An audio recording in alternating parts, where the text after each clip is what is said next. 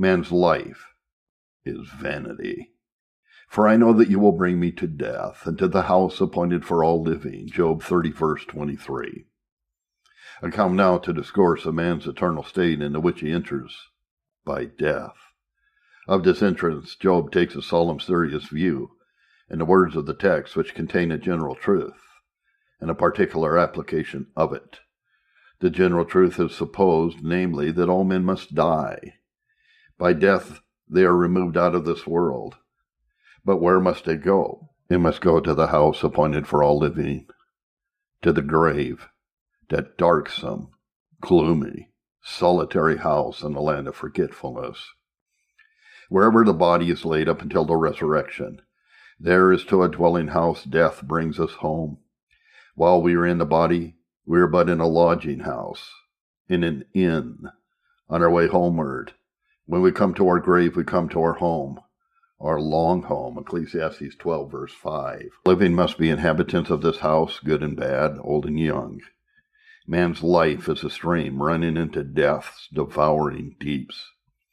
Those who now live in palaces must leave them and go home to this house, and those who have not where to lay their heads shall have a house at length.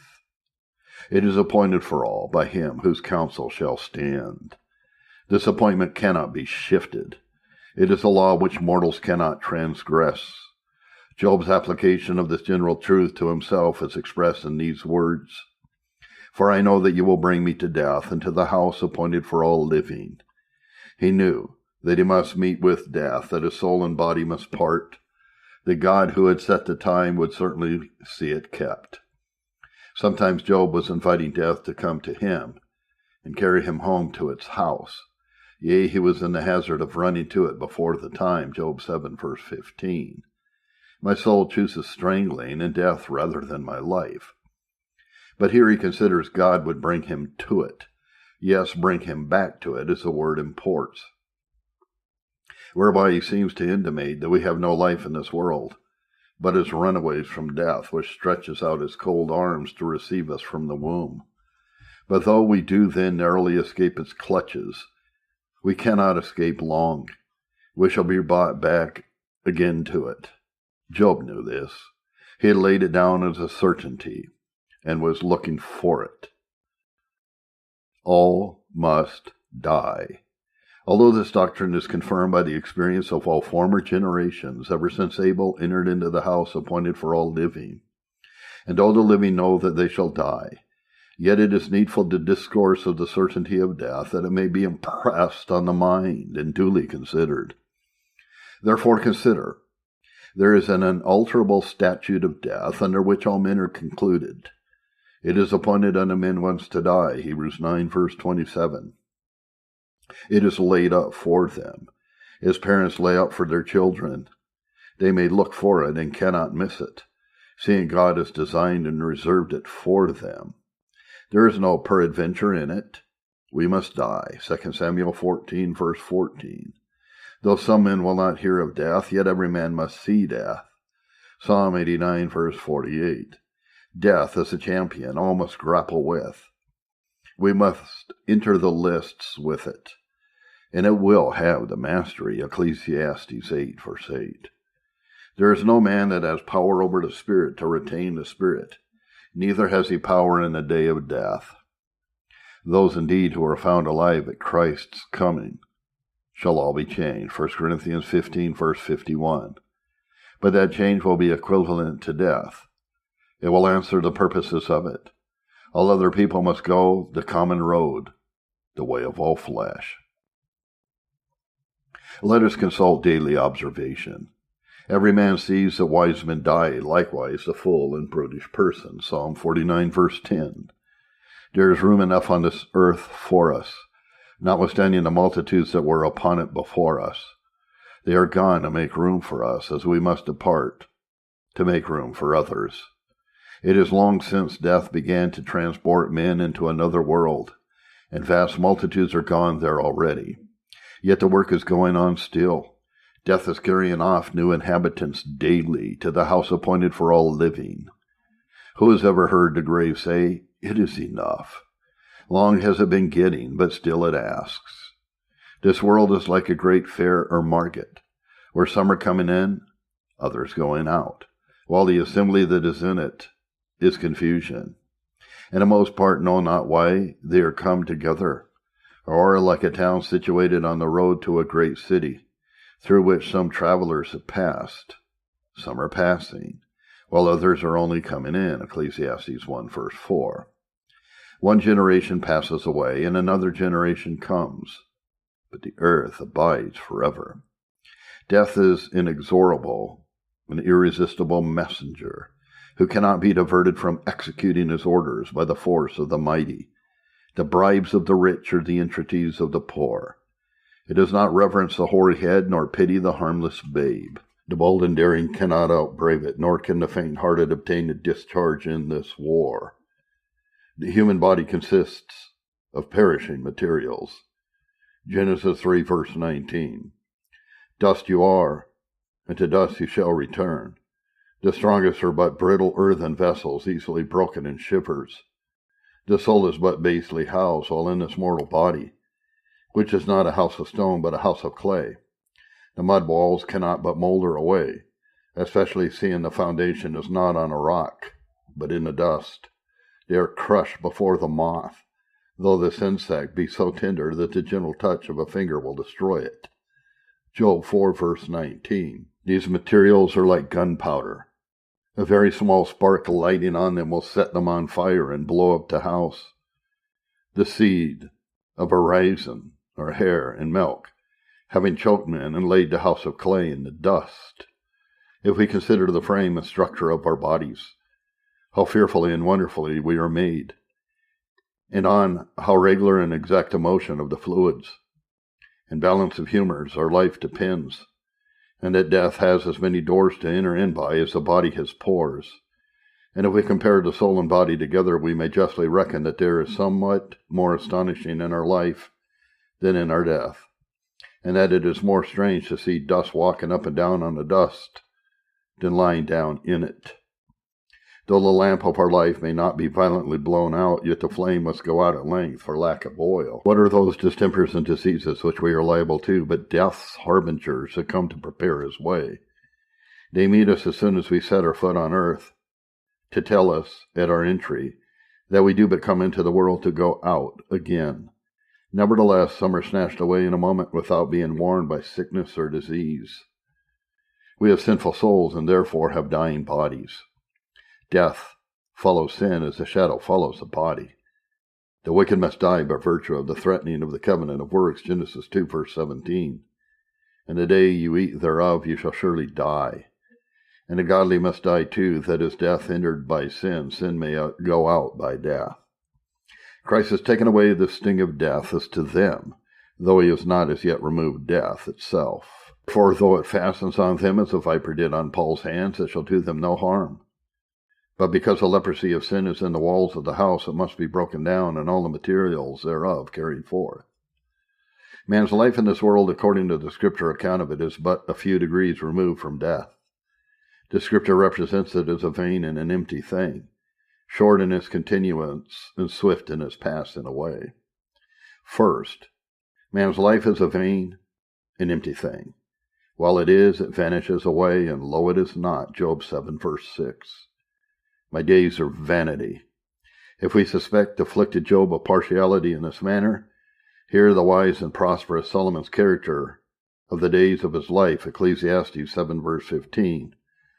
All things have I seen in the days of my vanity, that is, my vain days. Moses, who was a very active man, compares our days to a sleep, Psalm 90 verse 5. There is a sleep, which is not noticed until it is ended. The resemblance is just. Few men have right apprehensions of life until death awakened them. Then we begin to know that we were living. We spend our years as a tale that is told, verse 9. When an idle tale is telling, it may affect a little, but when it is ended, it is remembered no more. And so is a man forgotten when the fable of his life is ended. It is as a dream or vision of the night in which there is nothing solid. When one awakes, all vanishes. Job 20 verse 8. He shall fly away as a dream and shall not be found. Yes, he shall be chased away as a vision of the night. It is but a vain show or image, Psalm 39:6. Surely every man walks in a vain show. Man in this world is but, as it were, a walking statue. His life is but an image of life. There is so much of death in it. If we look on our life and the several periods of it, we shall find it a heap of vanities. Childhood and youth are vanity, Ecclesiastes 11:10. We come into the world the most helpless of all animals. Young birds and beasts can do something for themselves, but infant man is altogether unable to help himself. Our childhood is spent in pitiful trifling pleasures, which become the scorn of our afterthoughts. Youth is a flower that soon withers, a blossom that quickly falls off. It is a space of time in which we are rash, foolish, and inconsiderate, pleasing ourselves with a variety of vanities, and swimming, as it were, through a flood of them. But before we are aware, it is past, and we are in middle age encompassed with a thick cloud of cares, through which we must grope, and finding ourselves beset with prickling thorns of difficulties, through them we must force our way to accomplish the projects and contrivances of our riper thoughts. The more we solace ourselves in any earthly enjoyment we attain to, the more bitterness do we find in parting with it. Then comes old age, attended with its own train of infirmities, labor, and sorrow, Psalm 90, verse 10, and sets us down next door to the grave. In a word, all flesh is like grass, Isaiah 46. Every stage or period in life is vanity.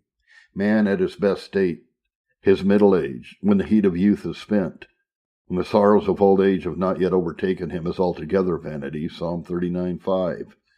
Death carries off some in the bud or childhood, others in the blossom of youth, and others when they are come to their fruit. Few are left standing until, like ripe corn, they forsake the ground. All die one time or other. Secondly, man's life is a short thing. It is not only vanity, but a short-lived vanity. Consider how the life of man is reckoned in the Scriptures. It was indeed sometimes reckoned by hundreds of years, but no man ever arrived at 1,000, which yet bears no proportion to eternity. Now hundreds are brought down to scores. 70 or 80 is its utmost length, Psalm 90, verse 10. But few men arrive at that length of life. Death does but rarely wait until men be bowing down by reason of age to meet the grave. Yet, as if years were too big a word for such a small thing as the life of man on earth, we find it counted by months. Job 14, verse 5. The number of his months are with you. Our course, like that of the moon, is run in a little time. We are always waxing or waning until we disappear. But frequently it is reckoned by days, and these but few. Job 14, verse 1. Man that is born of a woman is of few days. No, it is but one day in Scripture account, and that a hireling's day, who will precisely observe when his day ends and give over his work, verse 6, until he shall accomplish as an hireling his day. The Scripture brings it down to the shortest space of time and calls it a moment. 2 Corinthians 4, verse 17. Our light affliction, though it last all our life long, is but for a moment. Elsewhere it is brought down yet to a lower pitch, further than which one may carry it. Psalm 39:5, my age is as nothing before you. Agreeable to this, Solomon tells us in Ecclesiastes 3:2, there is a time to be born and a time to die, but makes no mention of a time to live, as if her life were but a skip from the womb to the grave. Consider the various similitudes by which the Scripture represents the shortness of man's life. Here Hezekiah, Isaiah 38, verse 12, my age is departed and is removed from me as a shepherd's tent. I'm cut off like a weaver's shuttle. The shepherd's tent is soon removed, for the flocks must not be long in one place. Such is a man's life on this earth, quickly gone. It is a web which he incessantly is working. He is not idle, so much as for one moment.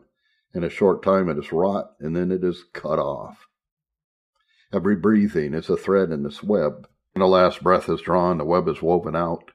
He expires, and then it is cut off. He breathes no more. Man is like grass and like a flower, Isaiah 40, verse 6. All flesh, even the strongest and most healthy flesh, is grass, and all the goodness thereof is as a flower of the field. The grass is flourishing in the morning, but being cut down by the mowers in the evening, it is withered. So man sometimes is walking up and down at ease in the morning, and in the evening is lying a corpse, being struck down by a sudden blow with one or other of death's weapons. The flower at best is but a weak and tender thing, of short continuance wherever it grows. But observe, man is not compared to the flower of the garden, but to the flower of the field, which the foot of every beast may tread down at any time. Thus is our life liable to 1,000 accidents every day, any of which may cut us off. But though we should escape all these, yet at length this grass withers, this flower fades by itself. It is carried off as a cloud is consumed and vanishes away. Job 7:9. It looks big as a morning cloud, which promises great things, and raises the expectation of the husbandman. But the sun rises and the cloud is scattered. Death comes and man vanishes. The Apostle James proposes a question. What is your life? Chapter 4, verse 14. Here is answer. It is even a vapor that appears for a little time and then vanishes away. It is frail, uncertain, and does not last. It is a smoke which goes out of the chimney, as if it would darken the face of the heavens. But quickly it is scattered and appears no more. Thus goes man's life, and where is he? It is wind. Job 7, verse 7. Oh, remember that my life is wind. It is but a passing blast, a short puff, a wind that passes away and comes not again. Psalm 78, verse 39. Our breath is in our nostrils, as if it were always upon the wing to depart, ever passing and repassing, like a traveler until it goes away, not to return until the heavens be no more. Number 3, man's life is a swift thing, not only a passing but a flying vanity.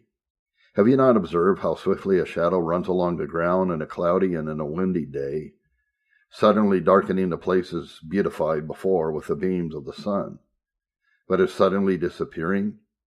Such is the life of man on this earth, for he flees as a shadow, and continues not. Job 14, verse 2. A weaver shuttle is a very swift thing in its motion. In a moment it is thrown from one side of the web to the other. Yet our days are swifter than a weaver's shuttle. Chapter 7, verse 6. How quickly is man tossed through time into eternity. See how Job describes the swiftness of the time of life in chapter 9, verses 25 to 26. Now my days are swifter than a runner. They flee away, they see no good.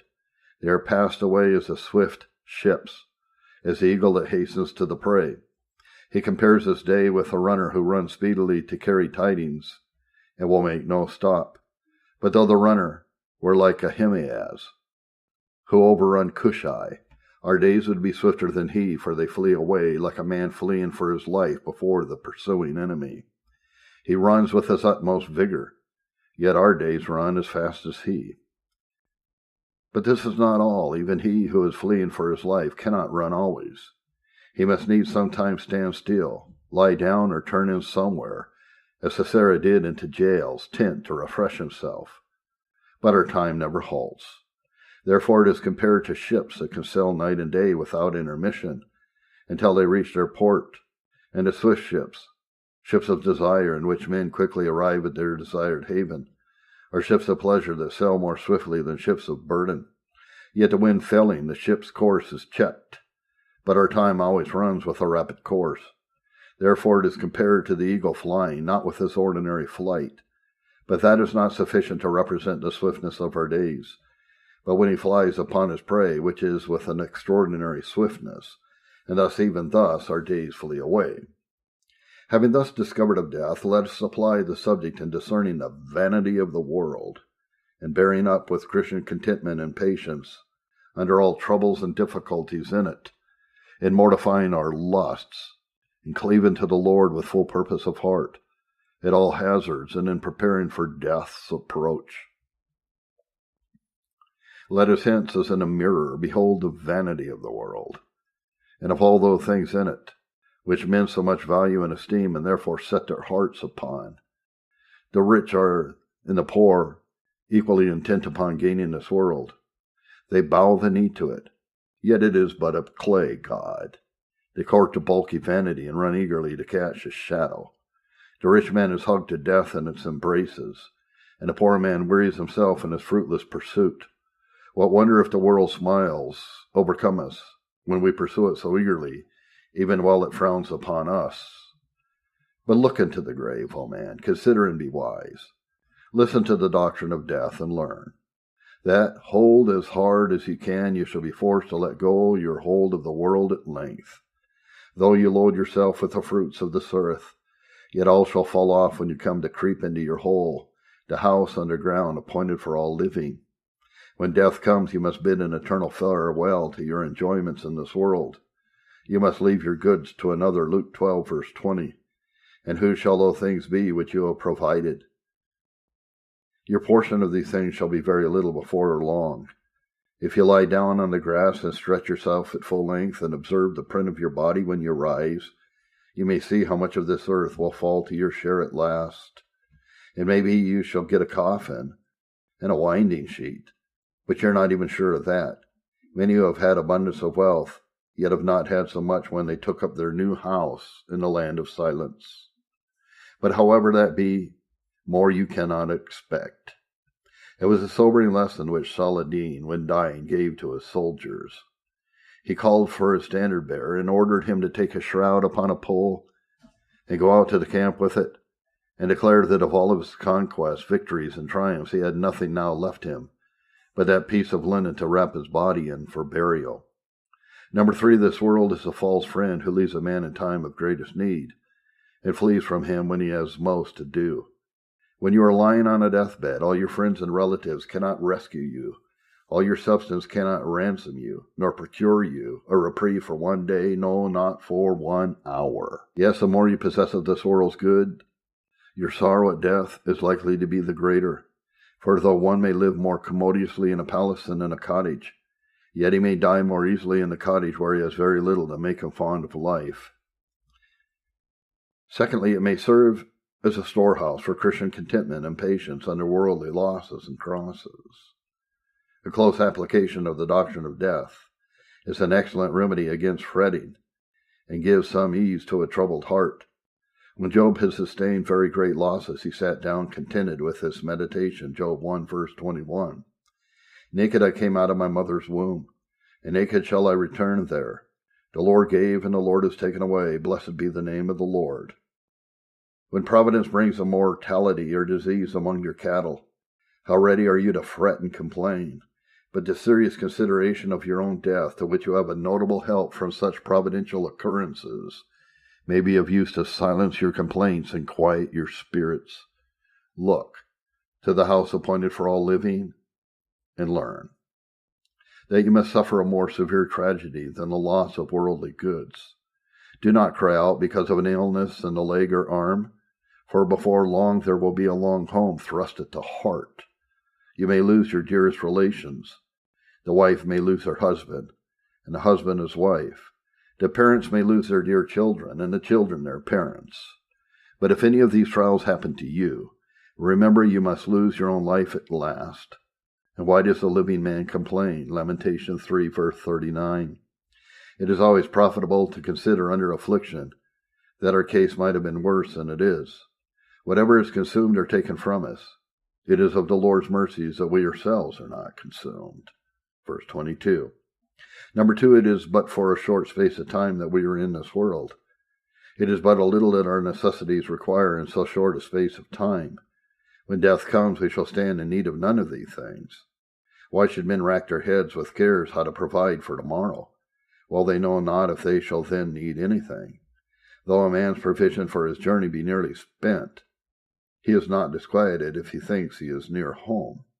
Are you working by candlelight, and is there little of your candle left? It may be there is as little sand in your glass, and if so, you have a little use for it. You have matters of great weight that challenge your care. Death is at the door. Beware that you lose not your souls.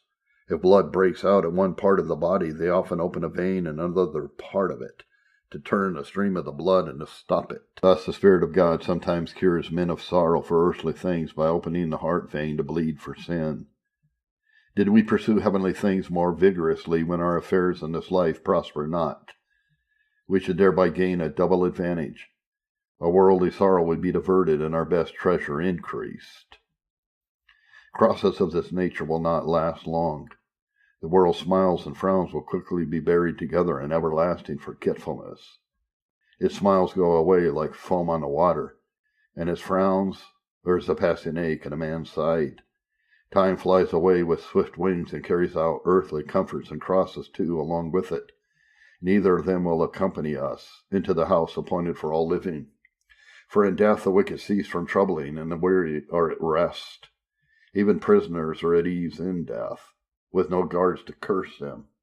Rich and poor are there alike, and the slave is free from his master. Job 3, verses 17 to 19. Cast a look into eternity, and you will see affliction here in this world is but for a moment. The truth is, our time is so very short that it will not allow either our joys or griefs to come to perfection.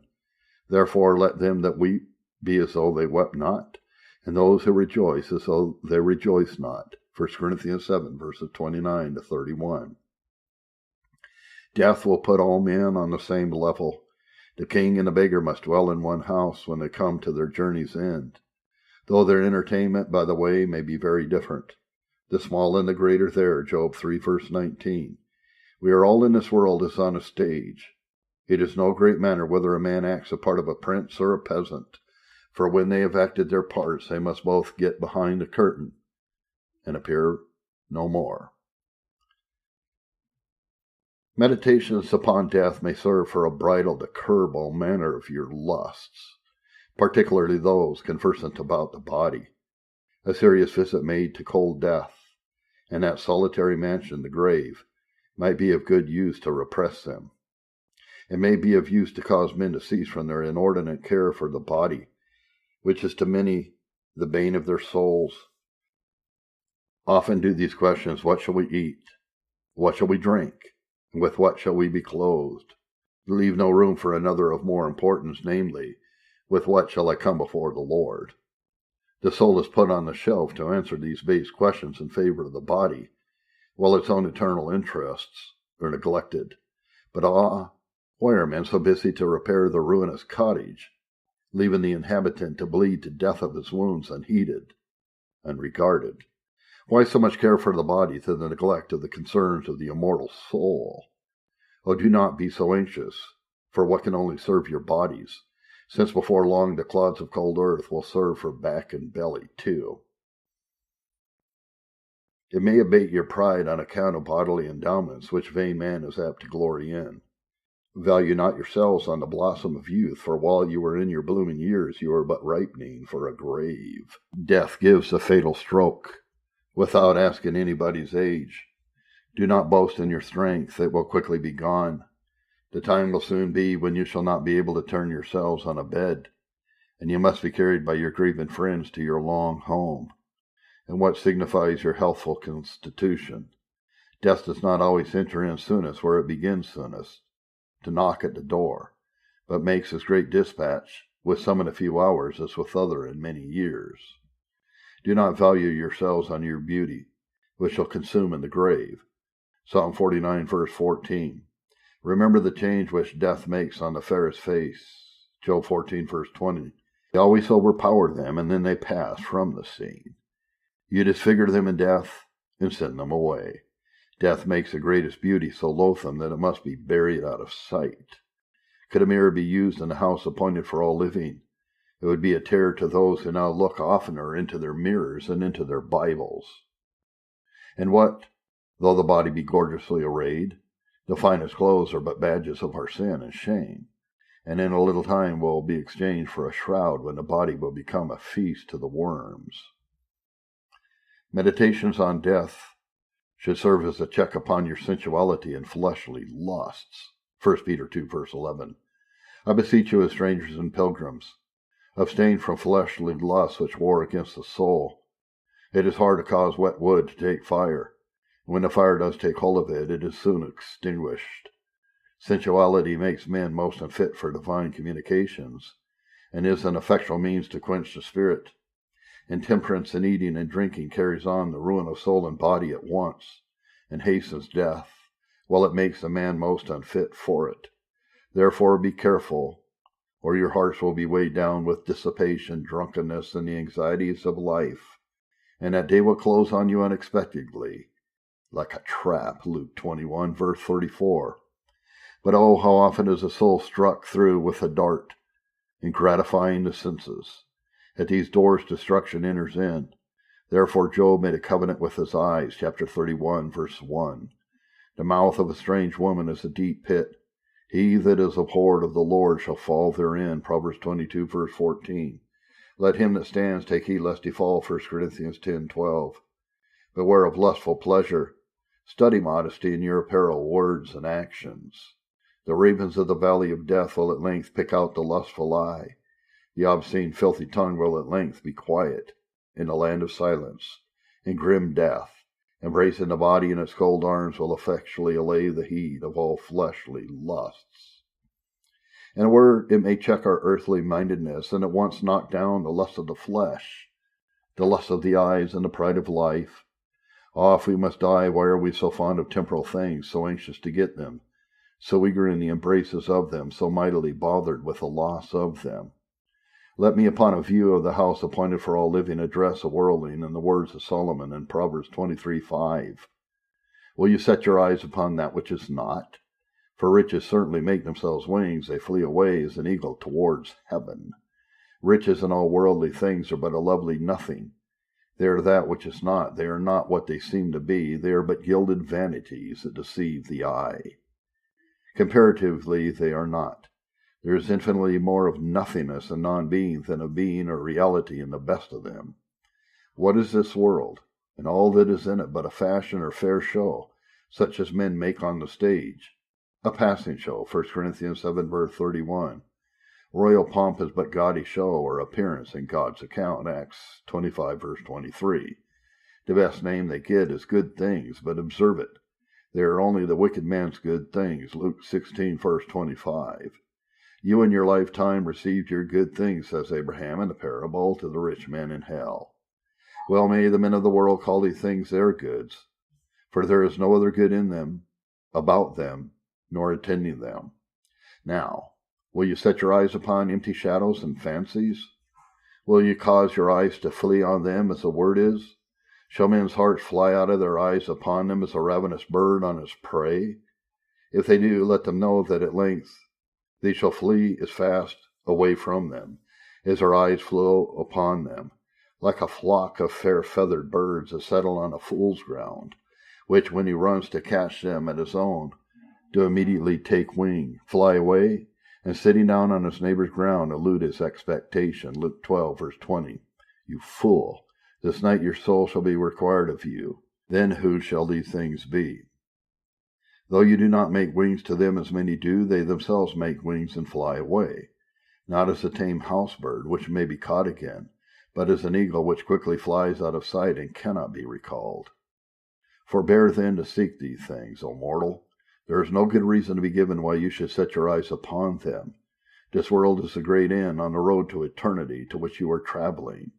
You are attended by those things as servants belonging to the inn where you lodge. They wait upon you while you are there, and when you go away, they will convoy you to the door. But they are not yours. They will not go away with you, but return to wait on other strangers as they did on you.